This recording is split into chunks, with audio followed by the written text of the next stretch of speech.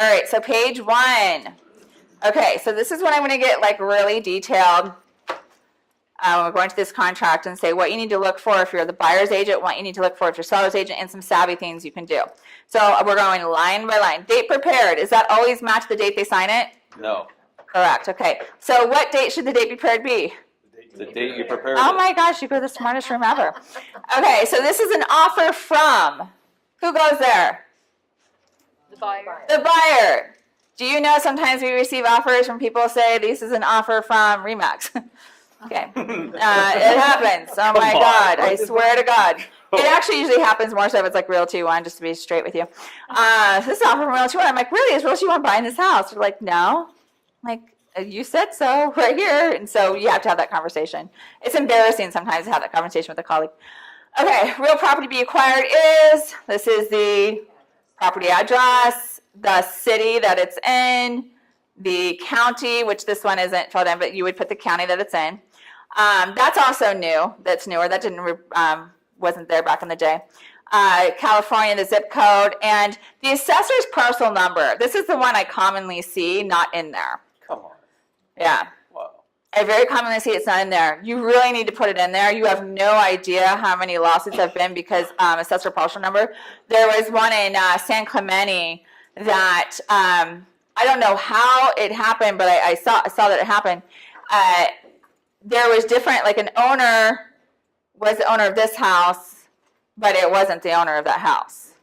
And it was because someone screwed up the assessor parcel number, and they literally recorded a different buyer on this house that this person had been living in this house for a while. Imagine having to clean that up, all because of the assessor parcel number. So just make your life easier, make sure it's on there, check it. When you go, and don't expect it to be correct in MLS.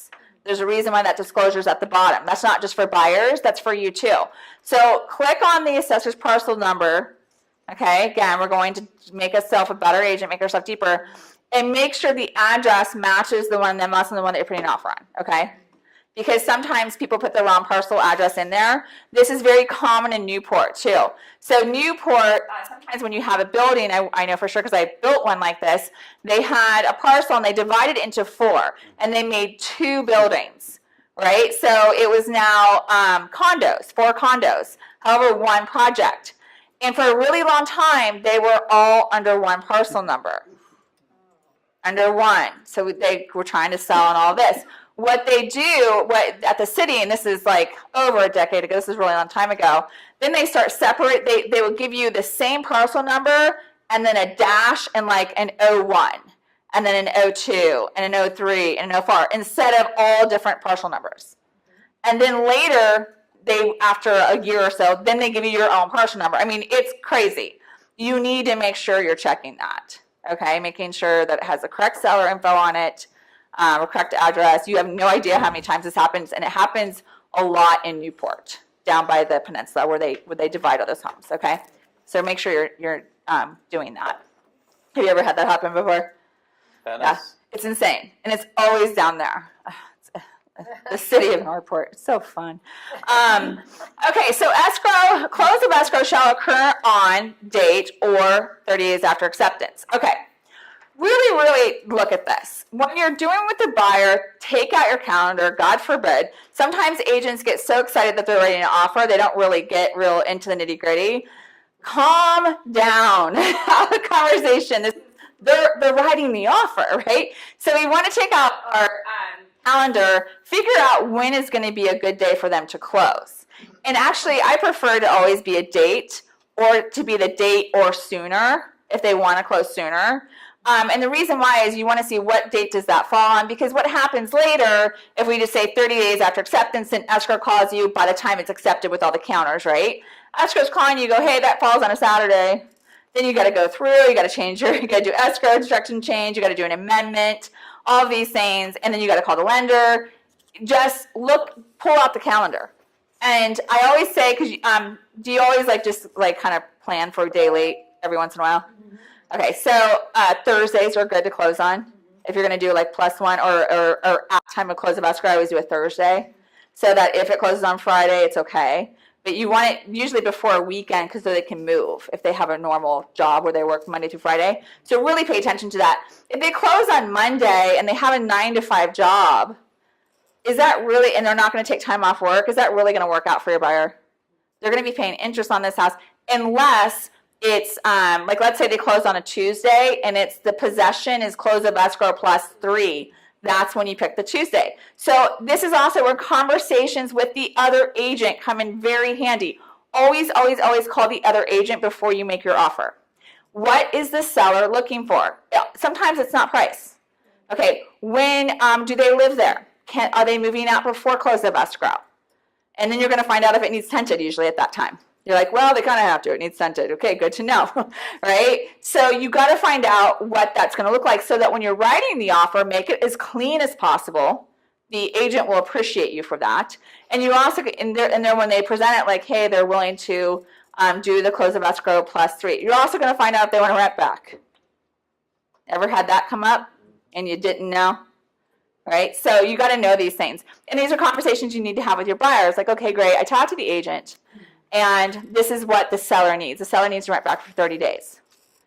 And then you have to have that bigger conversation with your buyer of how you can make that work, right? And you don't want them to put notices in and stuff like that. So have that conversation. I like specific dates or sooner, if that's what you want, or just a specific date. And make sure the lender can meet that too. Okay? Right? So this is all about conversations. Hey, they want to close in 21 days. Only way we're getting this, can you close in 21 days? Okay, if it's conforming, you can always do that. If it's jumbo, really find out what your appraisal is looking like. When are those getting back? If they want you to shorten contingencies, which we'll get to, you got to talk about that. Okay. So on the close plus 3 days, sorry. So that means 3 days that the seller is going to be there. Yes. Which, and we'll get to that part in the contract. are we able to get money for the 3 days that they're staying there? It depends. Depends on how Usually the buyer... not when it's less than 5. Usually that's just like your thing. But if it's if they're doing a rent back, you can, or you can negotiate in their price. You can negotiate and like, we'll give you the 3 days. We want the refrigerator. Okay. Right? It's a win-win. Always look for the win-win. Okay, great. You give you 3 days. We'll give you the 5 days. We want the refrigerator. Okay. Here it says it's not included. Can we have the refrigerator? I'll give you the 5 days. That's fair. Do the math. That's totally fair. Okay. So buyer, seller are referred to as parties, brokers, not parties to this agreement. Okay. You are what though to the agreement? A very important term you should know. You are a principal to the transaction. Okay, so when this often comes up in certain things where people call, they want to know this, go, hey, you're not a principal to the transaction right now. I cannot disclose that. I can only disclose that to principals to transaction. Okay. Okay, disclosure regarding real estate agency relationship. That is automatically checked in WIN forms. Just make sure it always is that you've already disclosed that. Confirmation. So listing agent, you need to make sure seller exclusively or buyer and seller. Okay, so this is going to be, what do we put here? And this is a thing and another where people go wrong a lot. Broker names. Okay, a lot of people put the agent's name. Can I ask you a quickie about first team? Yeah. Are we first team estates Right? or first team real estate? We are first team real estate. Real estate. Okay. Yeah, I did. So I did estates find is that out, out. The right? state is out. Yeah. Okay, It is because first team on the real estate. MLS it's not. Don't get me started. Right. Okay. So we're On first. the MLS, I'm not sure. Right? Like I have gone through this. Yeah. I don't know what the deal is with the MLS on updating things, but we're working on it. So we're Yeah. first team real estate there. We are first team That's real it. estate. Forget. Yeah. Okay. Oh. First team real estate. Yeah. Yeah. Yeah. So it's first team real estate. Okay. Again, selling agent. This is another thing when people are new, they get confused with. They think selling agent means what? Them. The seller or the sellers. I think it's the seller's listing agent. Selling agent means the buyer's agent. Right. So the one selling yeah. So make sure the broker always goes in there, not the agent. I've been in dispute on this before, that the person actually put the person's name in there and the person had a broker's license. So it became a problem. Okay, so potential competing buyers and sellers. This also is the other disclosure that we already talked about. That should always be checked and to make sure that these are all the things that are going with your offer, okay? they're going with your offer. Okay. Financing terms. These are funny things that I'm going to start talking to you about. So as we go through this page, oftentimes, as I know some people in this room has done it, and I've seen other people do it, when you think about, you put the price in that you're offering, and they're still trying to figure out the down payment and their loan amount or whatever, and you haven't done the math yet, but you keep going through the contract. Where I've seen people make mistakes as we go down this page is they forget to go back and put the loan terms in, and it now looks like a cash offer. Huge mistake. Now, in that, Yeah, so people will sometimes forget to go back and put in the loan amount and the loan terms. They've got the purchase price in there. And because it's wind farms, it totally calculates it for you, and it says this is the cash. And now you've just made it a cash offer without it being a cash offer. If you And don't put the loan terms It's in- fixable, and it's fixable with the rest and all that, but you do look like an idiot to the listing agent, okay? Yeah, so. That's my question legally to you. Mhm. So you're a listing agent. You're getting 15 multiple offers on this dirtbag condo that Right. went from 350 to 600. Can you say, well, obviously that's a nullified contract because even though at the time you were the highest offer, another one came in and you don't have a valid contract with your terms. Are you legal on those grounds? So what you want to do is you do want to be the responsible agent again and call the agent, say, hey, was this a mistake? And call them out and talk to them about it. Did you accidentally forget to put this in there? And that's why classes like this are important, so you know to look for those things and just ask them about it. Otherwise, it is not a valid That's contract. my question. So if you're procuring the highest and best price for your seller, this can go into backup legally. Mm-hmm. And you're legal with that. Nothing's going to happen because they never gave you a valid contract, right? Right. Or if they gave you the wrong interest rates coming down a little longer, or on 1.3, if they gave you a check and said they were wiring it in. Any of those can invalidate the contract to make it not a legitimate contract. Right. So Okay. I'll give you an example of something that happened recently. So a broker put an offer on a property contingent before they had to sell their house, and it wasn't on the market yet. And we responded saying, hey, they don't want to do contingency, they can't, blah, blah, blah, blah. 2 days later, they put their home on the market, got an offer, put it in escrow, resubmitted an offer, non-contingent. We know it's contingent, right? So they lost. They lost. So they're in backup, and then the primary that's the higher offer can legally come in. Yeah, it can, and it might not even be the higher priced one. It's the one that's not going to possibly have a fallout of an escrow, because the Makes sense. seller had to close in a certain amount of time. That's why I say always talk to the listing agent. And had they called and had a conversation with us, we could have maybe made it work. But you always want to talk to the listing agent. Say what's the situation. Remember, there's always a why. It's not the agent being unrealistic. That seller had to sell, and there was a why there, and it was a legal why for the seller, right? And it was a scary one for him. So that's what you always got to find out the why. It has nothing to do with, don't get mad at the agent. The agent isn't actually doing the terms. It's the seller that's saying, I have to do this. Okay, that's where disputes come in. Is the agent takes it personal, never has a conversation, never, and then accuses, right? And then the buyer comes up with their story, accuses, and then that all happens. So just keep out of the drama. Okay, so this is interesting.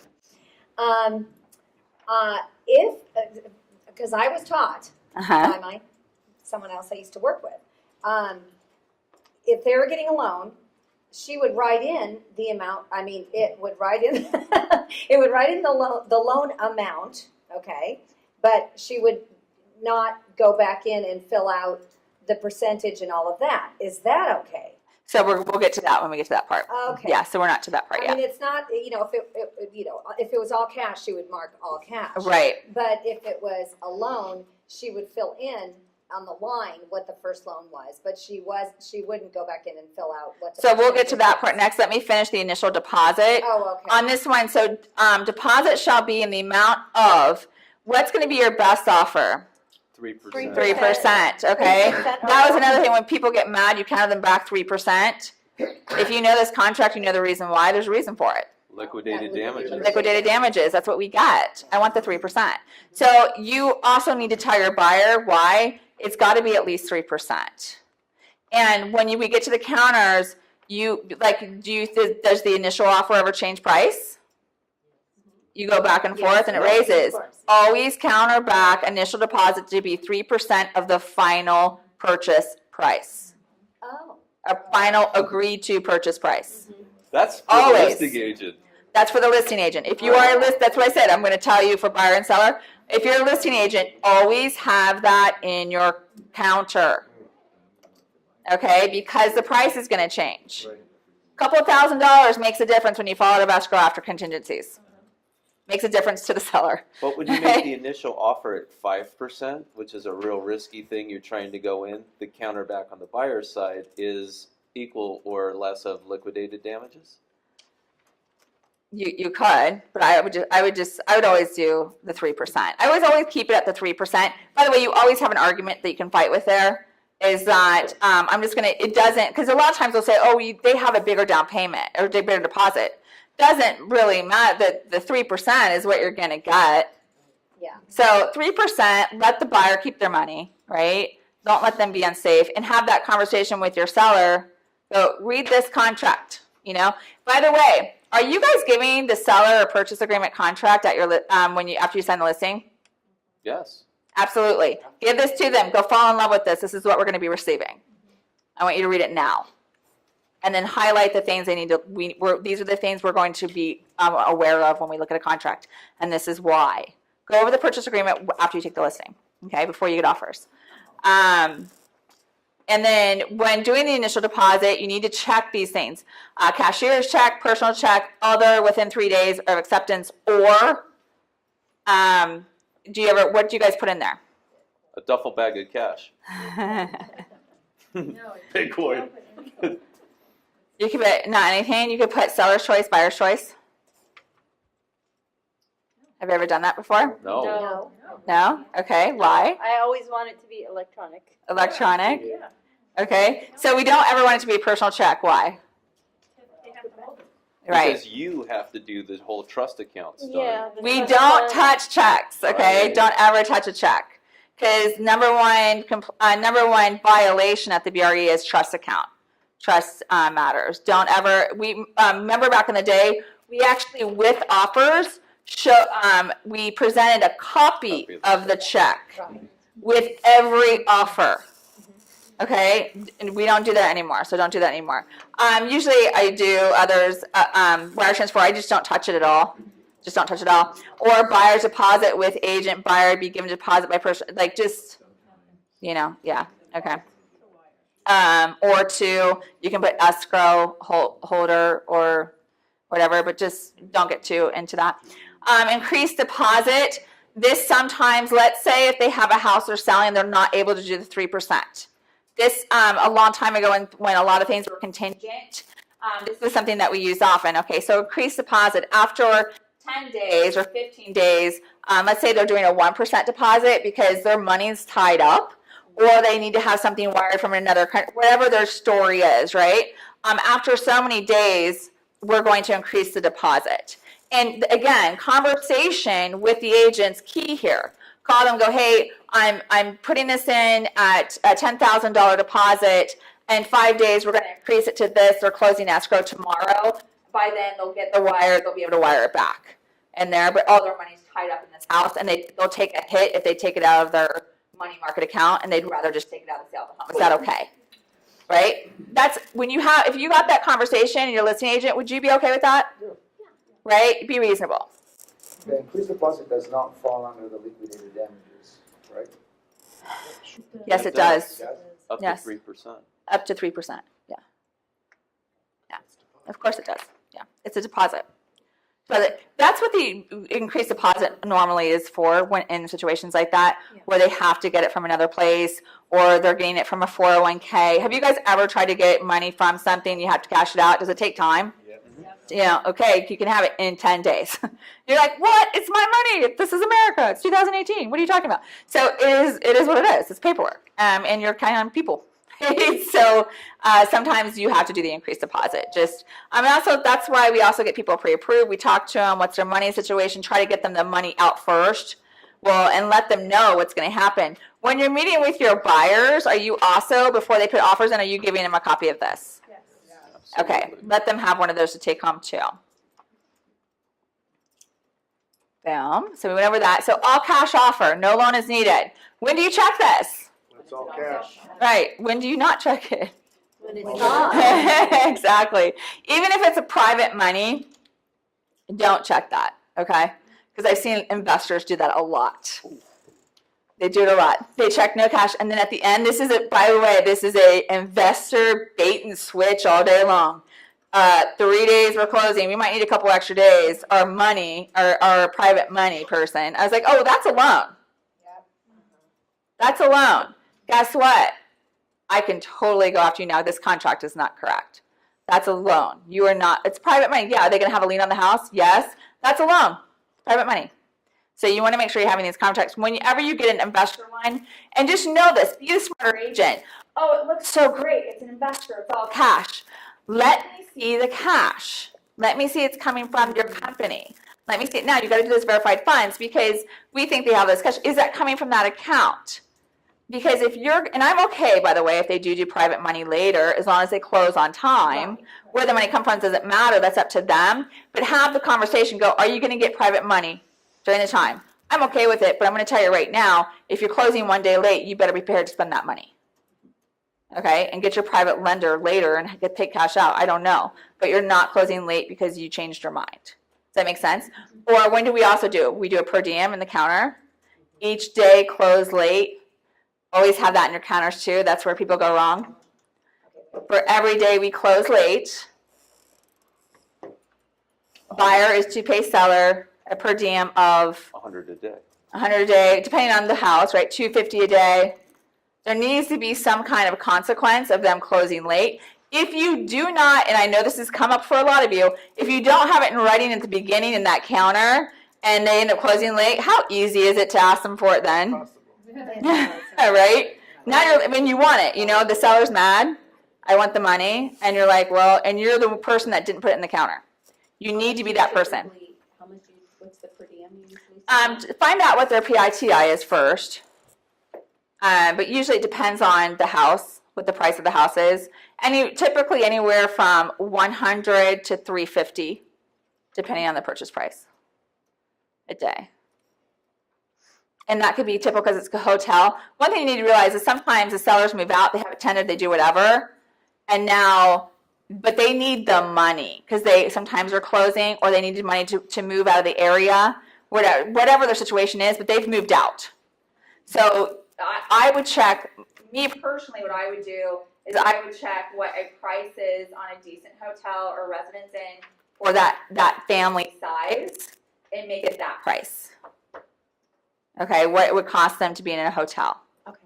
Okay, that's fair. I think that's fair. They're out, they're in a hotel, or if they're going to be in a, like, because you want to know ahead of time, what if you close late, what happens?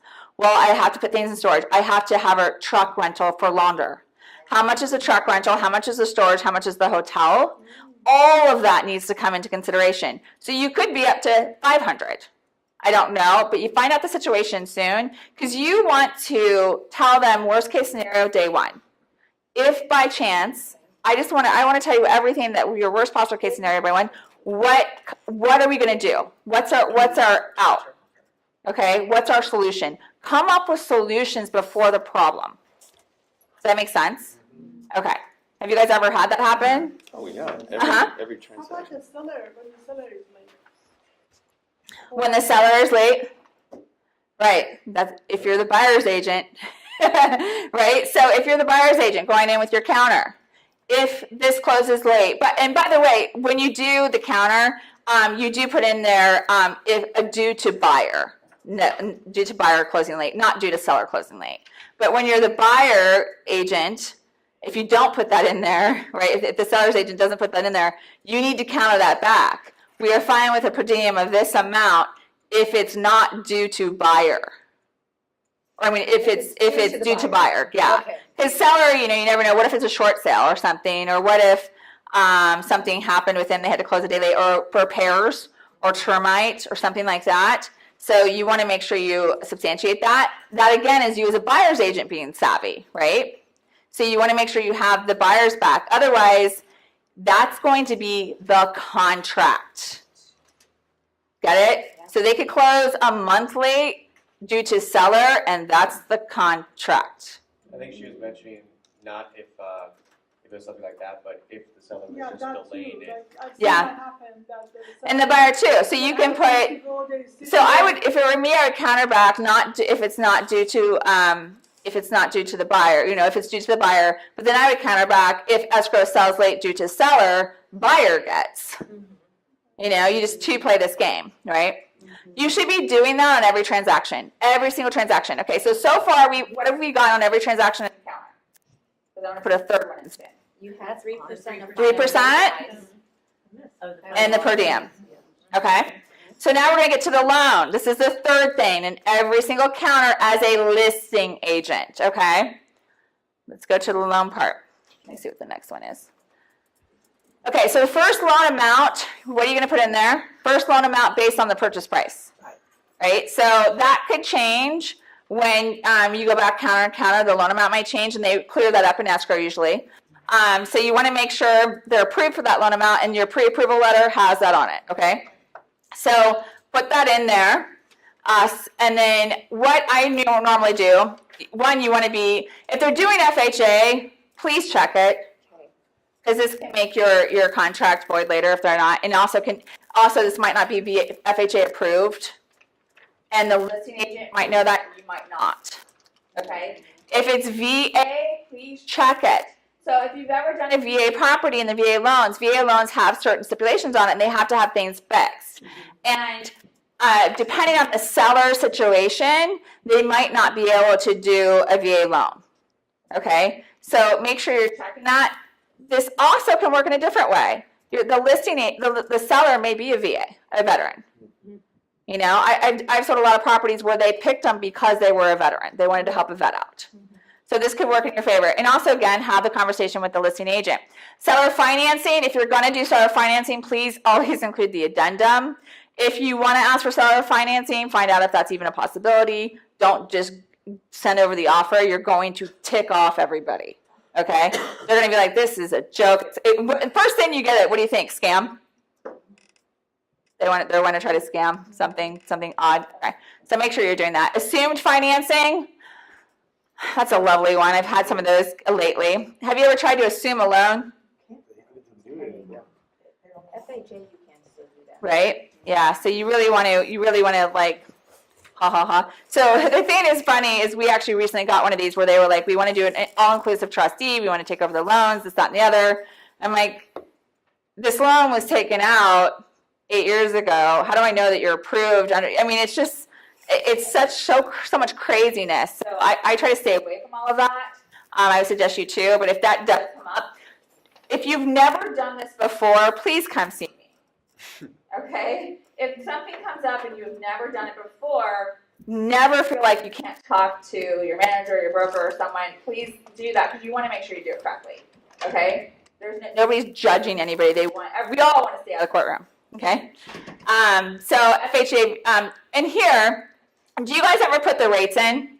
Yes. Okay, Bump so them up. yeah, I would do that, not to exceed, but definitely do them all, the adjustable and the fixed rate. And do you guys do pay points not to exceed? 1%. 1%. And that's usually a default I do. Make sure let's say back in the day we had B paper, hard money, whatever. Sometimes that was 3%. But make sure you're having a conversation with your lender. How much are these fees going to be? Because this is another reason why a buyer can come back later. My contract said only this. So is the seller going to pay the rest of the over 1%? You've got to know what those fees are going to be. Does that make sense? So you fill in both the fixed and the adjustable? Yes, I do. Or you don't have a valid contract. Yeah. Which one do you check? You check and I check them all. Yeah. you would check on adjustment. I don't know what they're going to, sometimes they don't know what they're getting until they get it, right? So if they're doing a fix, 30-year fix, let's say they're doing a 30-year fix, let's say you put in 5%, and they're doing an adjustable rate, you put in 4.5. These are just, rough numbers throwing out there. I always put both in there. Also, you also want to do that too to protect your buyer if you know what rates are. You don't, you want to go back to the lender if they went to a shady lender. I'm sorry, we have to stick to the contract. You can't give my client 5.5. Is there something I don't know about? Because when I had them pre-approved, they had good credit and all this. Yeah, this is So. really important when they're hiking up rates. right now, Yes, too. very, very important, very, very important. Also, when the rate changes, this is another reason why this is so important. Let's say rates do change. The contract is based on them getting this financing at 5 and 4.5. Right. Let's say overnight, the rates go up 0.5%. They may not qualify anymore. This is a way out. This is your way out. Do you understand now why this is so important? You're protecting your buyer. And explain that to your buyer. Go, look, if rates go up tomorrow, we don't have your rate locked in, which hopefully the buyer's having that, the lender's having that conversation, and we're not able to close in the time frame of that rate lock, or they can't buy it an extension, because you can extend a rate lock, then we have, Houston, we have a problem, because now you no longer qualify. And again, we talked about the other day in the buying power, how it's like a $60,000 difference with a rate hike. $60,000. So they may not be able to afford that home anymore. Additional financing terms, what would you put there? Is that the per diem? No, No, where do you put the per diem at? counters. Oh, in the counters. Counters. Buyer to pay. There's other seller- places you can put it, which we'll get to that page. Uh-huh. Buyer to pay seller's closing costs. I wouldn't put it there, but. Okay, so thank you. I love when you guys participate. Okay. You can put a lot of things here. It's the first page of the contract. Don't put it there. Right. It's like a flashing light. Yeah. Okay, so if you're representing the buyer, don't put it there. You don't want to be like, hi, be scared, right? That's what you're doing. I'll show you where to hide things as the buyer's agent. You're not doing anything wrong, but you are being savvy. Okay, remember this is about being savvy. This is not about doing anything wrong. So a balance of down payment or purchase price, that is their final down payment. This does not include what? The EMD. DMD. The 3% initial deposit, whatever, yeah. So balance of down payment, right? Yeah, you subtract. So it's minus the deposit, so it's going to be the balance of their down payment Right. for the home. It does not include their closing costs. Right. Okay, you need to have that conversation. Okay, you have to remind them. Even if they've bought homes before, have you ever been with someone that hasn't bought a home in 20 years? They're lost. They're totally lost. So you want to go, and that's where you talk about what closing costs are. They're usually this percentage of it. Go with it. This is what escrow is. This is what that is. That might change when you're writing up this offer. You're going to find out at that time, well, you know, we have this much to put down. We can afford this one, but we were putting this much aside for furniture, for this, for that, whatever. This is going to tell you what you need to ask for moving forward. Okay, do I need to ask for they pay, for, and which we'll get to that page too, they pay for escrow, or they pay for something that we normally pay for, right? Or do we need to talk to the lender again? But you need to have these conversations, because if they are not aware of another 5 to 10 grand, that's a lot of furniture for a new family, right? And have you ever had someone go from an apartment or a condo to a big home? And again, I love that I personally have experienced these things. I went from my first house was 1,300 square feet. And I moved into a real estate agent. Moved into a 3,500 square foot house. And sold my house furnished. Didn't think about the furniture I need to buy. That thing was furnitureless for a year. Like, I had a bed and a chair. You know, it just was like, and because, by the way, it takes a long time if you want nice furniture and have things made. It takes a long time to get it. Yeah. Right? And then they created this beautiful thing, which all of you should know about to help your clients. What store did they create? No, let's not go that cheap. We're in Orange County. Come on. Living space. Living spaces that will get it to you next day. Yeah. Sometimes same day, and they have all the knockoffs of restoration hardware, this, that, or the other. Looks fine, looks cute, great for staging.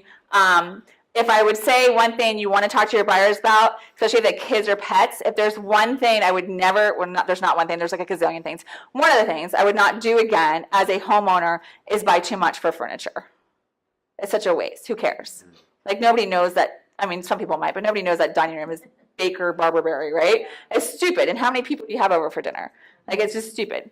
Don't worry about keeping up with the Joneses. You can make everything look cute with a throw pillow. Where do you put the private loan one? The private loan one. Yeah. So additional financing terms, you can put it there. However, I'm going to show you places, okay? Because that's flashing, Okay. all right? That's flashing. For closing costs, I've been saying like 1.5% to 2.5%. Is that still pretty much in there?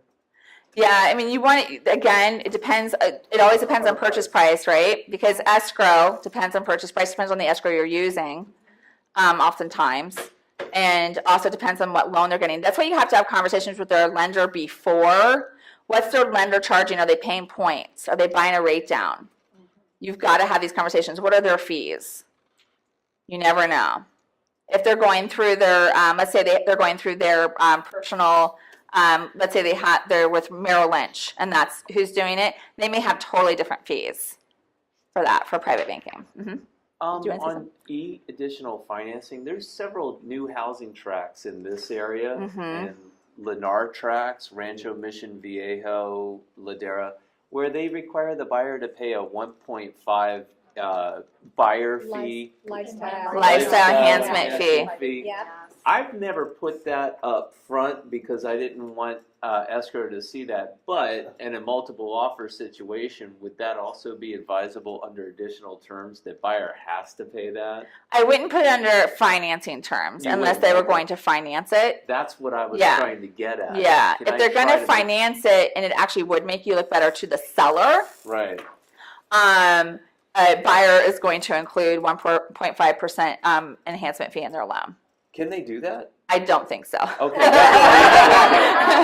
I'm not going to speak for a bank. So, yeah, I don't think so, but you never know. You never know. So sometimes the lender will raise the rate and give them a credit or something. They can put it towards that. Gotcha. You know, that kind of stuff. So I don't know. It's some things I can tell you that you would put in there would be seller to credit buyer 1% towards non-recurring closing costs and But not RCCs. there, right? You could, I would not. I wouldn't. Yeah, because it's a flashing thing. However, technically, that would be a nice place to put it. If this were 2008, Without a doubt. I just put it there. Yeah, because you don't want it to fall apart, right? Because nobody's putting offers in, right? And you're like, okay, you're taking my offer maybe because I'm the only one. Can you still sell with that, right? Because in 2008, was it like maybe they could not sell anymore with that credit? So that's when I would put it there. So that's when the market crashes. For you that are newer in the business, when the market was crickets, right? It started in 2007. And if they weren't telling you right away, it was a short sell. People, when they were getting out, the margin was very small. So if they didn't sell at a certain price, you know, the agents had to cut commission, like all these things were having to go on so that they could close because the market was going down, down, down.